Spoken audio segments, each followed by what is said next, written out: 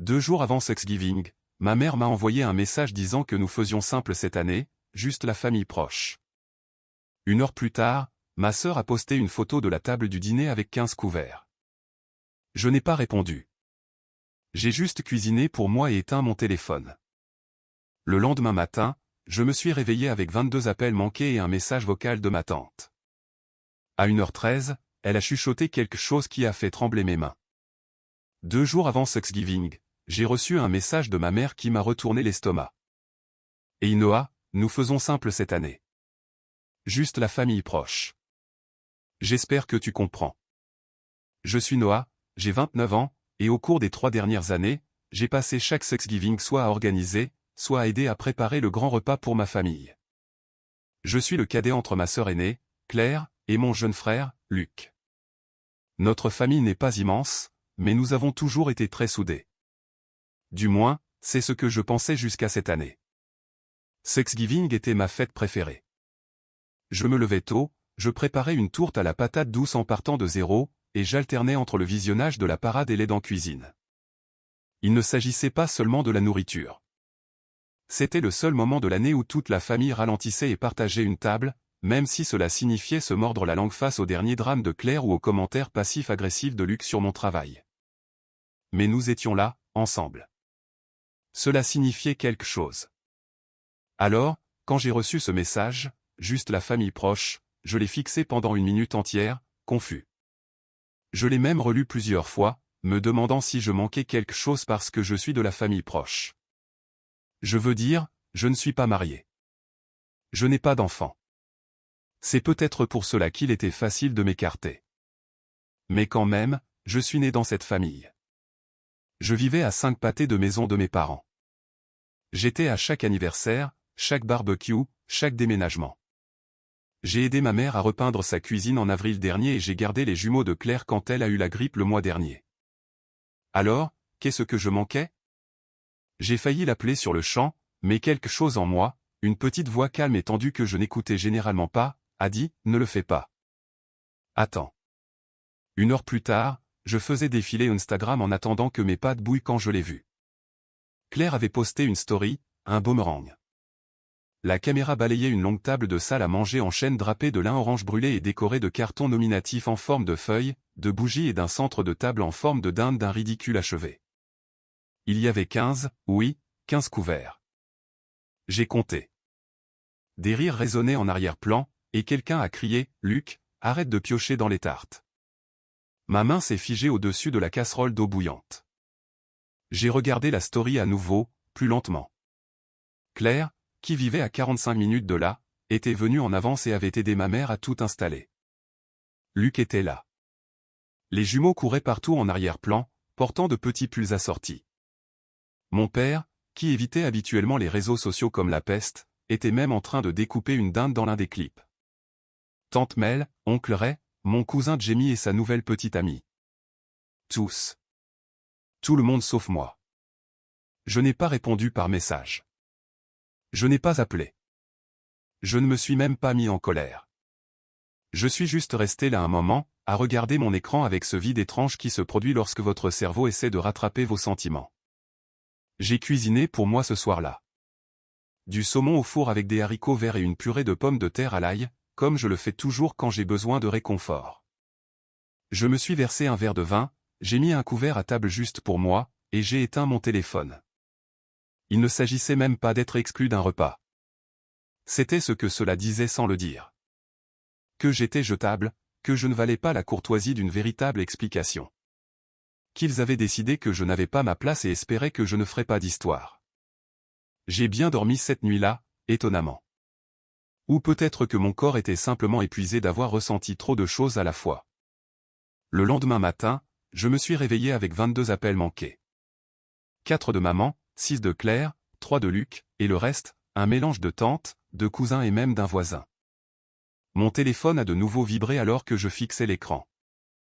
Un autre appel de Claire. Je l'ai refusé. Puis j'ai remarqué l'icône de la messagerie vocale. Un nouveau message.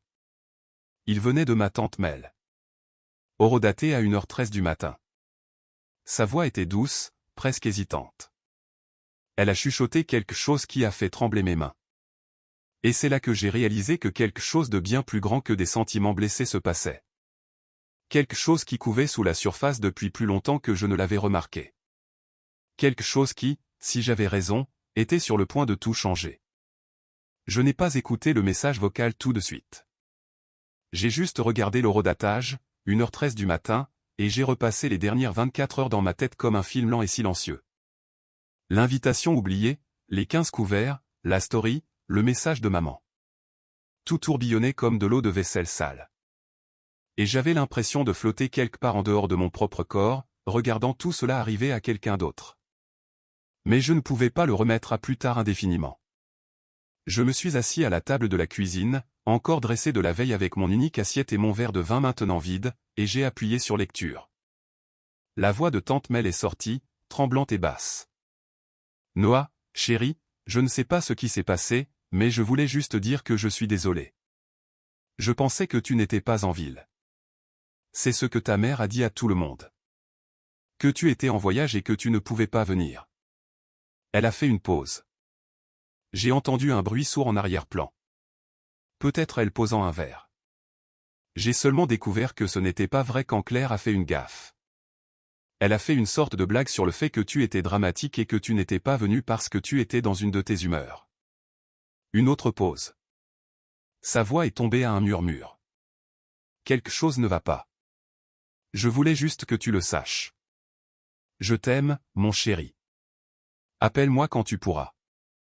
C'était tout. Je n'ai même pas remarqué que je serrais le téléphone si fort jusqu'à ce que mes doigts s'engourdissent. Dans une de tes humeurs. C'est ce qu'il racontait aux gens maintenant? Que j'étais dramatique de ne pas me présenter à un dîner auquel j'avais été explicitement non invité? Que je boudais au lieu d'être, je ne sais pas, systématiquement effacé de ma propre famille. Et le mensonge selon lequel j'étais hors de la ville. C'est ce qui m'a le plus frappé. Maman ne m'a pas seulement exclu. Elle s'est assurée d'avoir une petite histoire de couverture bien nette en place pour que personne ne pose de questions. Ce n'était pas juste une décision de dernière minute. C'était planifié. Ils ont planifié cela. Je ne me souviens pas de m'être levé, mais soudain, je faisais les 100 pas dans le salon, les mains serrées en poing. Il y a une étrange sorte de fureur qui ne vient pas du fait de se faire crier dessus, ni de se faire insulter, mais d'être tranquillement réécrit, de réaliser que les gens que vous aimez vous ont regardé en face, ont souri, puis sont entrés dans une autre pièce pour vous supprimer de la photo. Il ne s'agissait pas de la dinde. Il ne s'agissait même plus de Thanksgiving. Il s'agissait de tout ce qui avait précédé. Les miettes de pain que j'avais ignorées, pensant que c'était des cas isolés. La fête d'anniversaire de Claire l'année dernière, quand elle a oublié de mentionner le changement de date et m'a dit « Oh, je pensais que tu le verrais sur Facebook. » Luc m'empruntant de l'argent puis me faisant le silence radio pendant 2 mois quand j'ai demandé un plan de remboursement.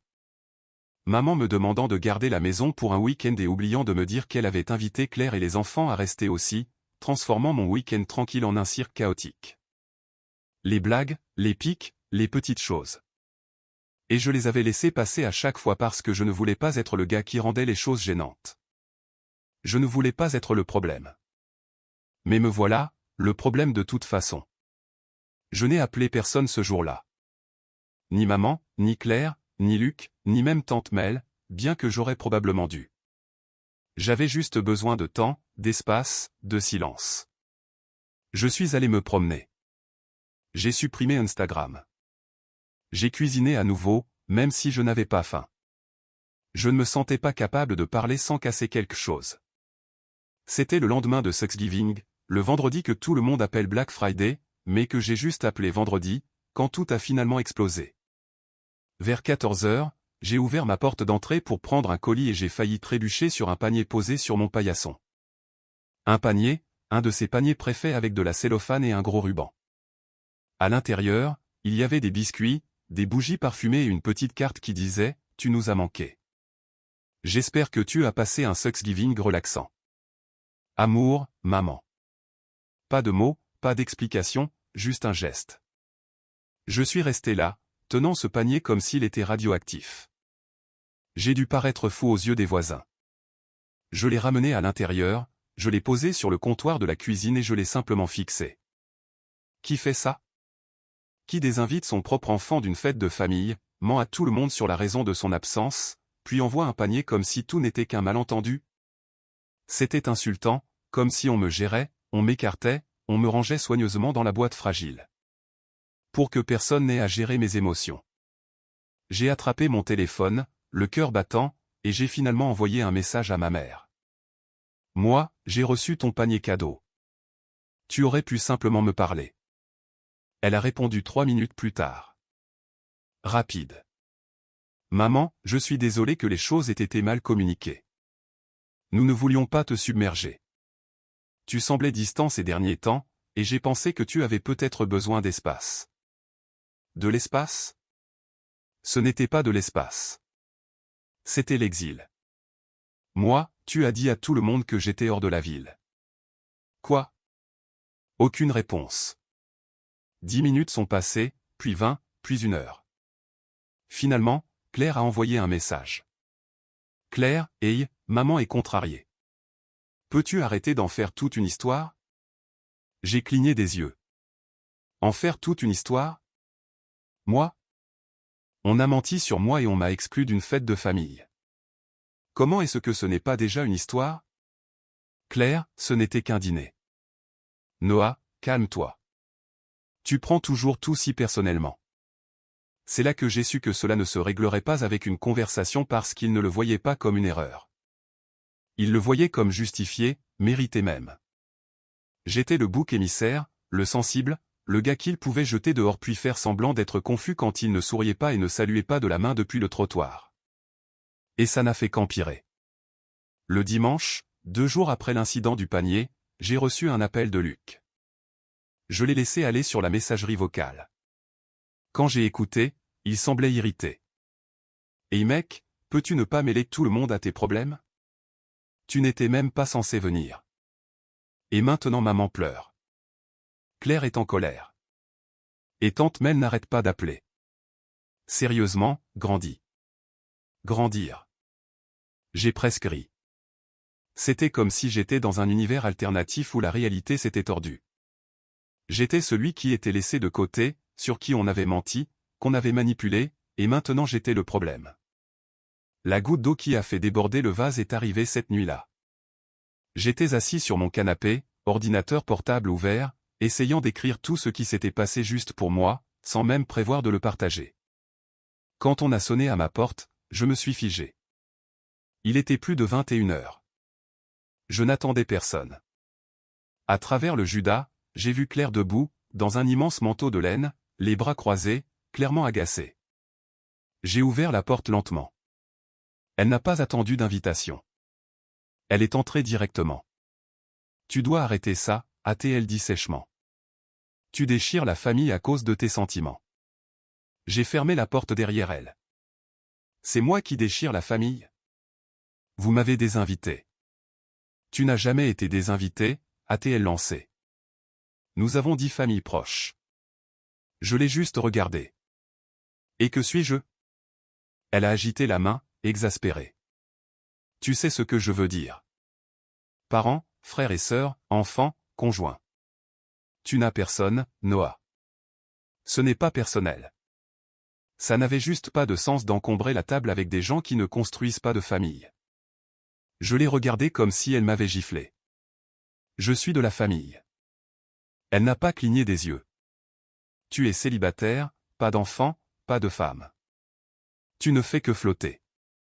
Tu ne peux pas te comporter comme la victime alors que tu es celui qui ne correspond pas raclement de gorge à la façon dont nous essayons de faire les choses maintenant. J'étais silencieux.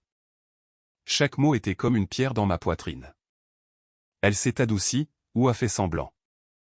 Écoute, je suis désolé que tu te sois senti exclu, mais c'est fait. Passe à autre chose. Nous t'invitons quand même à Noël, alors ne gâche pas ça aussi. C'était tout. Aucune excuse, aucune reconnaissance. Juste passe à autre chose. Elle est partie 1 minute plus tard après que je n'ai pas répondu. Elle a juste secoué la tête comme si j'étais celui qui était irrationnel et est sorti dans la nuit. Je n'ai pas dormi du tout. Je suis resté éveillé, à regarder le plafond, entendant sa voix en boucle. Tu n'as personne. Tu ne fais que flotter. Les mots s'envenimaient, non pas parce qu'ils étaient vrais, mais parce qu'ils étaient répétés. Ils avaient décidé que c'était mon rôle. Et maintenant, ils s'en tenaient tous au script. Mais je n'allais plus jouer le jeu. Parce que même si ça faisait mal, l'exclusion, les mensonges, la réécriture de la réalité, ce qui piquait le plus, c'était la prise de conscience qu'ils se préparaient déjà à le refaire. Et je n'allais pas les laisser faire. Pas cette fois. Le fond du gouffre n'est pas arrivé d'un seul coup. Il s'est insinué lentement, comme une fuite sous le plancher que l'on ne remarque pas avant d'avoir de l'eau jusqu'aux chevilles.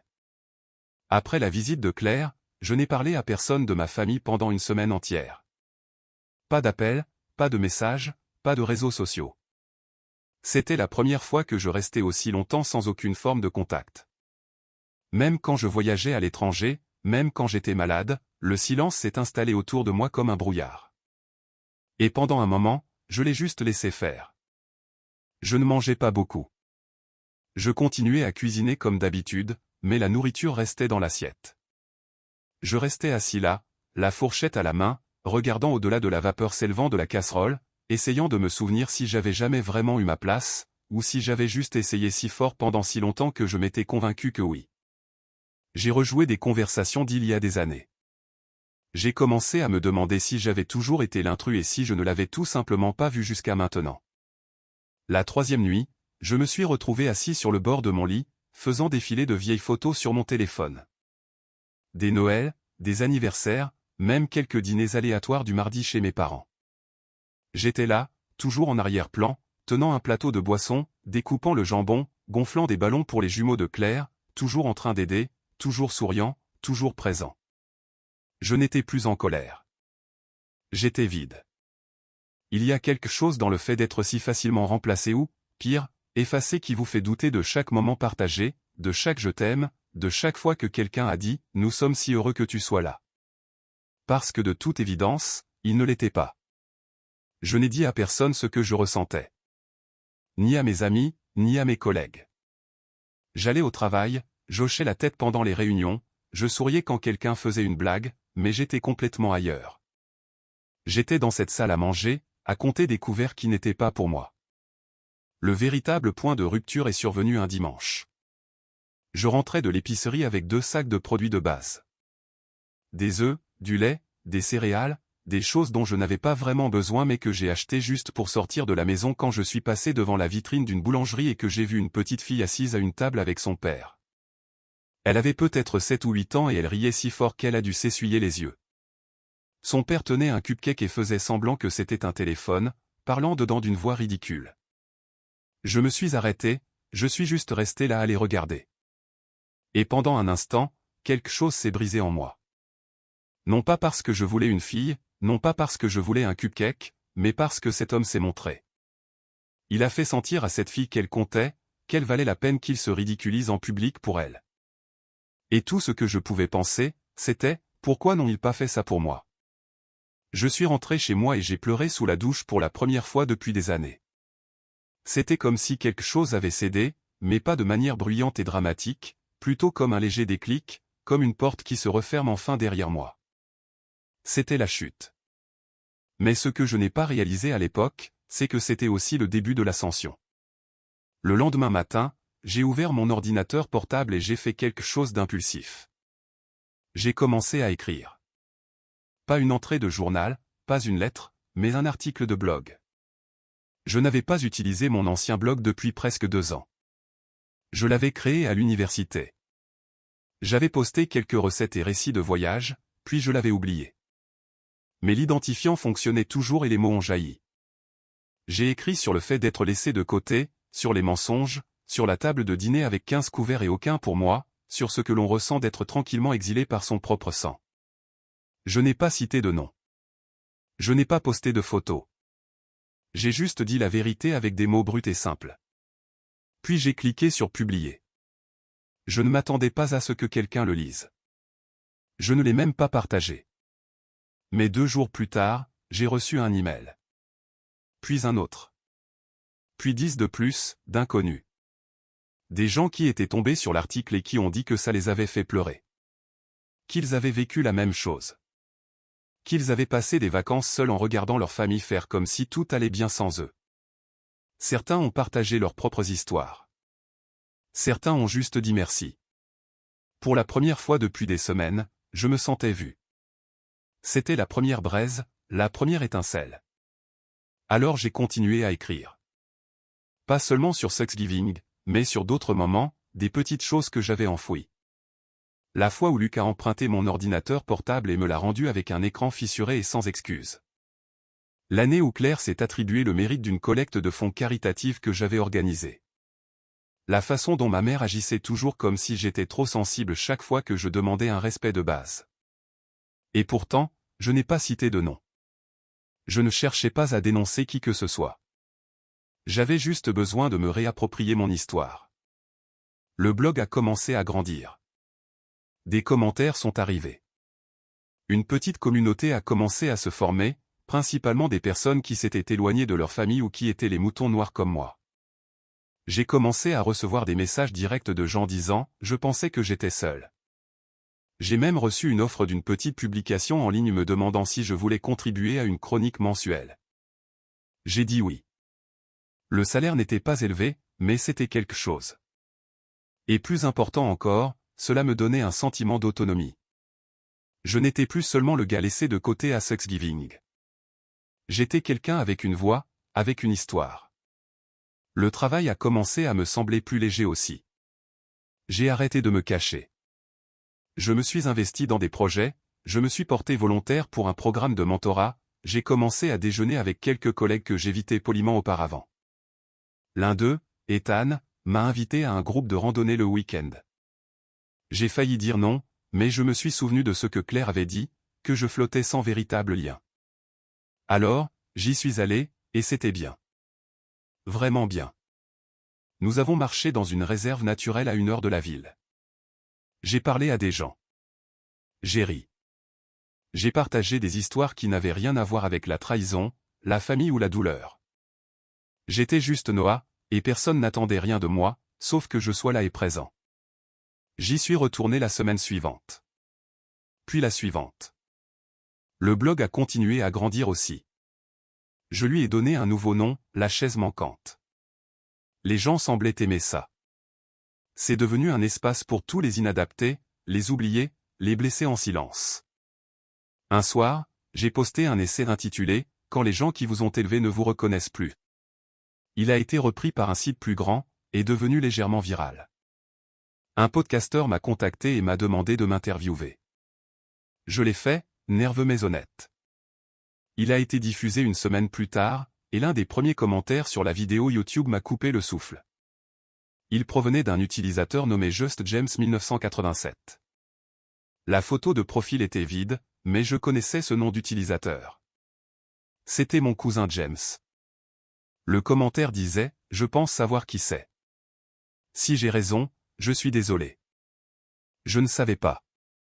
Tu méritais mieux. » Cette nuit-là, j'ai reçu un message de Tante Mel. « Tante Mel, je viens d'écouter ton interview. Je suis fier de toi, et je suis tellement désolé, Noah. Nous aurions tous dû le voir plus tôt. » J'ai fixé ce message pendant un long moment. Puis j'ai répondu. Moi, merci. C'était peu, mais ça comptait. Peu de temps après, j'ai croisé quelqu'un que je n'avais pas vu depuis plus d'une décennie, un vieil ami de l'université nommé Adam. Il était revenu en ville, dirigeait sa propre agence de marketing maintenant.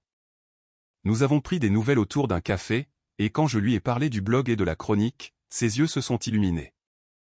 Tu sais, nous cherchons toujours de bons rédacteurs de contenu, a-t-il dit nonchalamment. En freelance pour commencer, peut-être plus si ça marche. Je n'ai pas dit oui tout de suite. Je ne voulais pas sauter sur l'occasion juste parce que ça semblait brillant. Mais après y avoir réfléchi, j'ai envoyé mon portfolio. Il m'a embauché en 1 semaine. Plus de travail, plus de buts, plus de moi. Et pourtant, je n'avais toujours pas parlé à ma mère, à Claire ou à Luc. Noël approchait et je savais qu'il finirait par me contacter. Essayer de tout camoufler avec des cadeaux ou des excuses vagues. Je recevais déjà à nouveau des nouvelles de la famille élargie. Oncle Ray, cousine Lily, même papa avait envoyé un rapide message disant « J'espère que tu vas bien ». Mais je n'étais plus la même personne. J'avais touché le fond et réalisé quelque chose qui m'a choqué. J'étais toujours debout. Je n'avais pas besoin de leur version de la famille pour me sentir entier. Je construisais la mienne. Pas avec le sang, peut-être, mais avec la vérité, avec le courage, avec les liens, avec chaque randonnée, chaque article, chaque personne qui a écrit pour dire « merci d'avoir dit ce que je ne pouvais pas ». Pourtant, je n'avais pas oublié, car sous tout cela, quelque chose avait commencé à s'agiter en moi. Quelque chose de calme, de froid, de concentré. Je ne cherchais pas la vengeance au sens classique du terme. Je ne voulais pas crier, ni humilier, ni me battre, mais il y a une sorte de vengeance dans la réussite.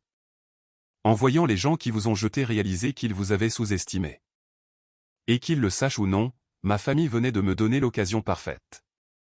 Noël arrivait, et ils n'avaient aucune idée de ce que je préparais. La première neige est tombée la semaine avant Noël. Je m'en souviens parce que j'étais assis dans un café du centre-ville, regardant les flocons dériver devant la fenêtre tandis qu'une version jazz de Douce Nuit fredonnait depuis les haut-parleurs. Mon ordinateur portable était ouvert. Ma deuxième chronique pour le magazine venait d'être mise en ligne, et je sirotais un latte au pain d'épices comme quelqu'un qui maîtrisait sa vie. Et pour une fois, c'était peut-être le cas. Cela faisait 3 semaines que Claire s'était présentée à ma porte et m'avait dit que je ne cadrais pas avec la nouvelle version de notre famille. 3 semaines que ma mère m'avait envoyé un panier cadeau au lieu d'une véritable excuse. 3 semaines que Luc m'avait laissé un message vocal me disant de grandir. Je n'avais répondu à aucun d'eux, mais ils avaient recommencé à me contacter. La fréquence des messages avait changé, pas quotidienne, mais arrivant plus régulièrement. Claire m'a envoyé une photo de ses enfants avec le Père Noël. Maman m'a transféré une chaîne d'emails sur les recettes de Noël comme si de rien n'était. Luc a même envoyé un mème. Je n'ai pas répondu, non pas parce que je voulais les punir, mais parce que je préparais quelque chose. Vous voyez, quelque chose a changé après que j'ai commencé à dire la vérité. Pas seulement en ligne, mais à moi-même. Plus j'écrivais, plus je réalisais qu'il ne s'agissait pas seulement d'un dîner de Thanksgiving. Il s'agissait d'un schéma, d'un système, d'une dynamique familiale qui existait depuis des années, construite sur le silence, les rôles et les règles tacites. Claire était l'enfant en or. Luc était le bébé charmant. J'étais le fiable, l'aidant, le bouche-trou, celui qui tenait l'appareil photo, jamais sur la photo. Et quelque part en chemin, ils ont cessé de me voir comme une personne. Je suis devenu un accessoire, utile, prévisible, facilement mis de côté quand il était gênant. Mais plus maintenant. C'est dans ce café que l'idée m'est venue. Je n'avais rien prévu de spécifique. Pas avant d'avoir vu une affiche sur le tableau d'affichage près de la porte. Scène ouverte de contes de Noël. Thème, à la maison pour les fêtes. 22 décembre. Partagez votre vérité. Partagez votre histoire. Gagnez 1000 $. Je l'ai fixé un moment, le cœur battant à tout rompre. Puis je l'ai arraché et je suis sorti dans la neige. L'événement se tenait dans un petit théâtre du quartier des Arts. Les règles étaient simples. 5 minutes maximum, pas d'accessoires, juste vous et un microphone. Les 3 meilleures histoires seraient enregistrées et diffusées sur une station de radio locale. Le gagnant remporterait le prix. Mais je ne courais pas après l'argent. Je voulais le temps d'antenne. Je voulais mon histoire. Pas la version tordue que ma famille se passait en chuchotant. Pas le mensonge aseptisé qu'il racontait aux tantes et aux oncles, mais mon histoire, de ma voix, atteignant des gens qui pourraient enfin comprendre. Je me suis inscrit ce soir-là. Au cours de la semaine suivante, j'ai peaufiné mon texte. Il n'était pas amer. Il n'était pas accusateur. Il était calme, prudent et dévastateur d'honnêteté. Je n'ai nommé personne, mais quiconque écoutait saurait. Quiconque dans ma famille l'entendrait se reconnaîtrait. J'ai répété devant le miroir, les réécrits une demi-douzaine de fois, j'ai pratiqué les pauses, l'emphase, la douce phrase finale qui laisserait la salle en silence. Et pendant que je faisais cela, j'ai fait un autre pas. J'ai envoyé un email à Tante Mel, pas un long message, juste un seul paragraphe la remerciant pour son message vocal et son soutien et posant une question. Serais-tu d'accord pour venir à un événement où je prends la parole la semaine prochaine? C'est petit, local, mais cela signifierait beaucoup si quelqu'un en qui j'ai confiance était dans la salle. Elle a répondu en moins d'1 heure. Je serai là. Dis-moi juste quand. Un jour plus tard, j'ai contacté mon cousin James, celui qui avait laissé le commentaire sur YouTube. Je ne lui avais pas parlé depuis des années au-delà des réunions de famille occasionnelles, mais son message m'avait marqué. Hey, j'ai vu ton commentaire. Merci. Je participe à une scène ouverte de compte la semaine prochaine. C'est sur les fêtes. Je pense que ça pourrait te toucher. Si tu es dans le coin, j'adorerais que tu viennes. Il a répondu le lendemain matin. Je viendrai. Et Noah, je suis vraiment désolé. Je pense que nous nous sommes tous trop habitués à ce que tu sois le plus fort. Le 20 décembre, j'avais la confirmation de 6 personnes. Tante Mel, James, 2 amis du travail, Ethan du groupe de randonnée, et étonnamment, mon ancien professeur d'anglais qui avait apparemment suivi la chaise manquante et m'avait contacté pour me dire à quel point il était fier. Une petite foule, mais loyale, réelle, ceux qui m'ont choisi. Pendant ce temps, les messages de ma famille s'intensifiaient. Maman, le dîner de Noël est à 17 h. Nous adorerions te voir. Claire, les filles veulent savoir si oncle Noah vient. Tu n'as rien à apporter. Luc, ne sois pas têtu, mec. C'est juste un dîner. Pas une seule excuse parmi eux. Pas même une reconnaissance de ce qu'ils avaient fait. Ils voulaient que le problème disparaisse. Que je me glisse à nouveau dans mon ancien rôle, le silencieux, l'aidant, l'ombre fiable. Et pendant un instant, j'ai presque cédé, presque. Mais ensuite, j'ai pensé à Thanksgiving, aux 15 couverts, aux mots de Claire. Tu ne fais que flotter. Et je me suis souvenu que je ne flottais plus. Je construisais quelque chose. La nuit de l'événement est arrivée. Le 22 décembre. Le théâtre était sombre et chaleureux, avec des guirlandes lumineuses tendues au plafond. J'étais assis en coulisses avec une douzaine d'autres artistes, chacun mélangeant nerveusement des fiches ou marmonnant des répliques pour lui-même. Mes mains étaient froides. Mon cœur ne cessait de battre la chamade. Tante Mel m'a accueilli à l'entrée avec une étreinte et un thermos de thé. « Tu vas être brillant », a-t-elle dit en me serrant l'épaule. James est venu aussi, avec sa petite amie que je n'avais jamais rencontrée. Il avait l'air nerveux, mais quand nos regards se sont croisés, il m'a fait un petit signe de tête ferme. Je suis passé 6e. L'artiste avant moi a raconté une histoire hilarante sur le fait d'être enfermé dans les toilettes d'un aéroport la veille de Noël. La foule a éclaté de rire. Puis le maître de cérémonie a appelé mon nom, et tout est devenu silencieux. Je suis entré dans la lumière, j'ai tenu le micro, j'ai pris une grande inspiration et j'ai commencé. J'ai toujours pensé que les fêtes étaient une question d'appartenance, de foyer, de savoir que peu importe à quel point votre famille pouvait être étrange ou frustrante, vous aviez toujours une place à table. Mais cette année, j'ai appris autre chose. J'ai appris que parfois, les gens aiment la version de vous qui les sert. La version qui reste silencieuse. La version qui prépare le gratin de haricots verts et propose de nettoyer après, et qui ne s'en soucie pas quand tout le monde part sans dire merci. J'ai appris que lorsque vous cessez de correspondre à leur image, ils vous coupent de la photo. Mais j'ai aussi appris qu'être exclu n'est pas la fin. C'est le début d'une nouvelle sorte de clarté, de reconstruction, de réalisation que votre valeur n'est pas décidée par qui met une chaise pour vous, mais par qui se présente quand il n'y a rien à y gagner. Ma voix a tremblé, mais je ne me suis pas arrêté. J'ai été effacé d'une fête, on a menti sur moi, on s'est moqué de moi dans mon dos, et je me suis laissé croire que j'étais peut-être le problème.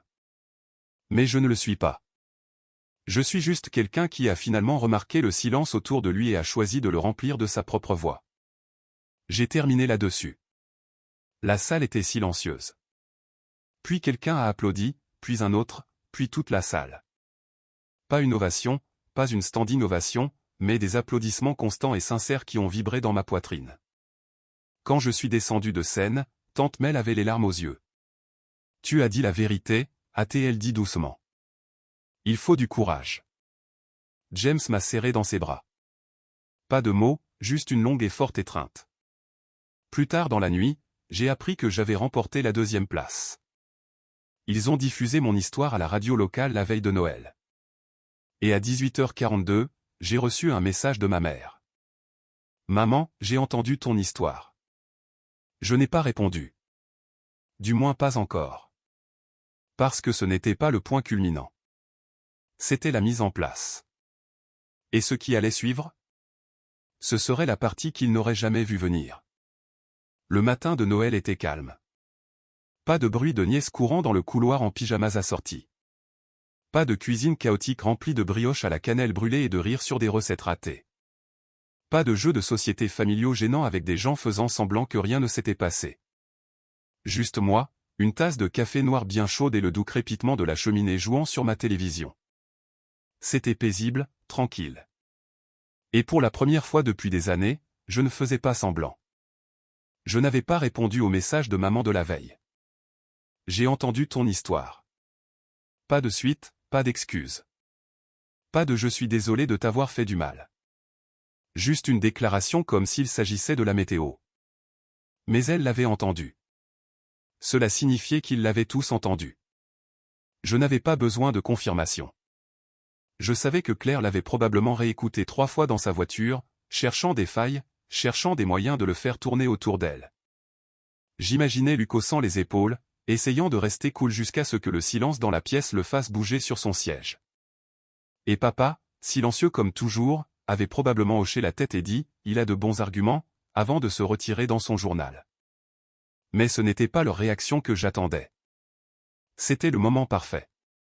Vous voyez, tout avait mené à cela, l'effacement, les mensonges, la manipulation, et surtout, leur besoin de contrôler le récit, de maintenir l'image. Une famille parfaite, fonctionnelle, unie, digne d'une photo, digne d'une table de dîner, digne d'un album Facebook. Et j'étais sur le point de leur donner exactement ce qu'ils ne voulaient pas. La vérité. À 8h30 du matin, j'ai programmé la publication, non pas sur mon blog, mais sur le groupe Facebook de ma famille, celui que ma mère avait créé des années auparavant appelé Plaisir et Cuisine en famille. Il comptait 42 membres, des cousins, des tantes, des beaux-parents, des parents éloignés qui me demandaient encore si je voyais quelqu'un. Pendant des années, j'avais été le principal contributeur. Photos des enfants de Claire. Mise à jour sur les repas partagés familiaux. Les barbecues d'anniversaire de papa. J'avais été celui qui le maintenait en vie. Mais aujourd'hui, il y avait une nouvelle publication, une réflexion de Noël de Noah. Je n'ai pas exprimé de rage. Je n'ai pas accusé. Je n'ai traîné personne par son nom. J'ai simplement partagé la transcription de mon discours de la scène ouverte, mot pour mot, et l'ai suivi d'une note calme et dévastatrice. Je n'allais pas partager cela ici, mais après avoir été exclu de Thanksgiving et qu'on m'ait dit que je ne cadrais pas avec ma propre famille, j'ai réalisé que le silence ne protège personne d'autre que ceux qui font du mal. Si vous vous êtes senti comme le personnage secondaire de votre propre histoire, ceci est pour vous. Je ne demande pas d'excuses. Je ne demande pas d'explications. J'en ai juste fini de faire semblant. Joyeux Noël. J'ai cliqué sur publier et j'ai fermé l'application. Puis j'ai pris une longue douche, j'ai mis mon plus beau pull et je suis allé chez tante Mel pour le déjeuner de Noël. Elle m'avait invité le lendemain de l'événement. Elle avait dit qu'elle préparait de la poitrine de bœuf et de la purée de pommes de terre et qu'elle adorerait avoir de la compagnie. J'ai apporté le dessert. Quand je suis arrivé, James était déjà là, sirotant du cidre et aidant à mettre la table. Sa petite amie m'a salué comme si nous étions de vieux amis. C'était chaleureux, simple, réel. Je distribuais les assiettes quand mon téléphone a vibré 1 fois, 2 fois, puis 5 fois de suite. Je l'ai ignoré. Après le déjeuner, alors que nous sirotions du lait de poule et que nous nous disputions pour savoir quel était le meilleur film de Noël, je maintiens que c'est le Klaus, j'ai finalement vérifié. Claire, qu'est-ce qui ne va pas chez toi? Pourquoi posterais-tu ça pour que tout le monde le voie? Tu as mis maman dans l'embarras devant toute la famille. Maman, s'il te plaît, supprime cette publication. On ne lave pas son linge sale en public. C'est blessant, Noah. Luc, mec, c'était vraiment nécessaire? Papa, appelle ta mère. Elle est contrariée. Et puis celui qui comptait. Tante Lisa, la sœur de maman, Noah, je n'avais aucune idée que tout cela s'était passé. Je suis tellement désolé. Nous t'avons toujours aimé. Je suis là si tu veux parler. C'était la fissure. Le soir, la publication avait 78 réactions, 43 commentaires et 12 partages. Je ne les ai pas tous lus, mais j'en ai vu assez. Certains cousins ont partagé leurs propres histoires de rupture familiale.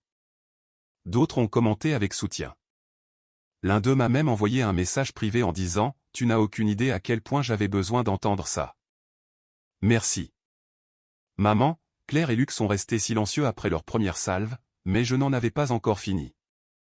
3 jours plus tard, le 28 décembre, j'ai mis en ligne un nouvel article de blog, le plus personnel à ce jour.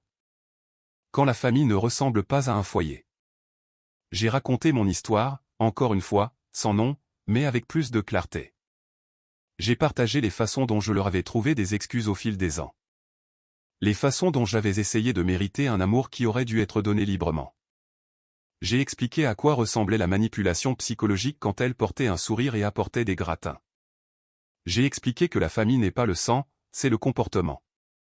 Cet article a explosé. En 48 heures, il a eu 50 000 vues. Des gens ont envoyé des emails, des gens ont pleuré, des gens m'ont qualifié de courageux. Et puis le coup de grâce est arrivé. Un producteur d'une chaîne de télévision régionale m'a contacté. Il préparait un segment pour la nouvelle année sur la famille que l'on se choisit. Et il voulait m'interviewer. J'ai dit oui. L'interview a été diffusée le 2 janvier. Juste 5 minutes de temps d'antenne. Juste quelques plans de moi assis dans mon salon, parlant du coup du silence, du pouvoir de la vérité et de la paix qui vient en s'éloignant de ce qui fait mal, même quand c'est la famille. 2 jours plus tard, j'ai reçu un autre message de ma mère. Maman, tu as fait passer ton message. J'espère que tu es heureux. Je l'ai fixé pendant un long moment. Puis j'ai répondu. Moi, je ne suis pas heureux que ça en soit arrivé là. Je suis heureux d'avoir arrêté de vous laisser faire comme si ce n'était pas le cas. Et j'en suis resté là. Claire ne m'a plus jamais écrit. Luc m'a envoyé un emoji pouce levé sarcastique une semaine plus tard, puis m'a bloqué. Je pensais que ça ferait mal, que la finalité de la chose briserait quelque chose en moi, mais tout ce que j'ai ressenti, c'était de la légèreté. Au cours des mois suivants, les choses n'ont fait que s'améliorer. Le blog a atteint 100 000 lecteurs mensuels. J'ai signé un contrat pour publier un recueil d'essais. Le groupe de randonnée a prévu un voyage en Oregon, et j'y suis allé. Pour la première fois depuis des années, je me suis permis de voyager sans culpabilité. James et moi avons commencé à nous voir régulièrement. Il s'est de nouveau excusé, pas avec des mots cette fois, mais avec sa présence, sa constance. Sa petite amie et moi sommes devenus de vrais amis. Tante Mel et moi nous parlions chaque semaine. J'ai construit quelque chose à partir des cendres. Pas seulement une plateforme, mais une vie. Et eux, ils sont restés dans leur bulle, à faire semblant, à poster des photos de famille organisées avec des sourires gênés et des chaises manquantes. Mais pas la mienne. La mienne était pleine. Je l'ai dressée moi-même. J'ai décidé qui s'y asseyait. Et je n'ai jamais, pas une seule fois, regardé en arrière. Parfois, la place la plus puissante à table est celle que l'on choisit de quitter.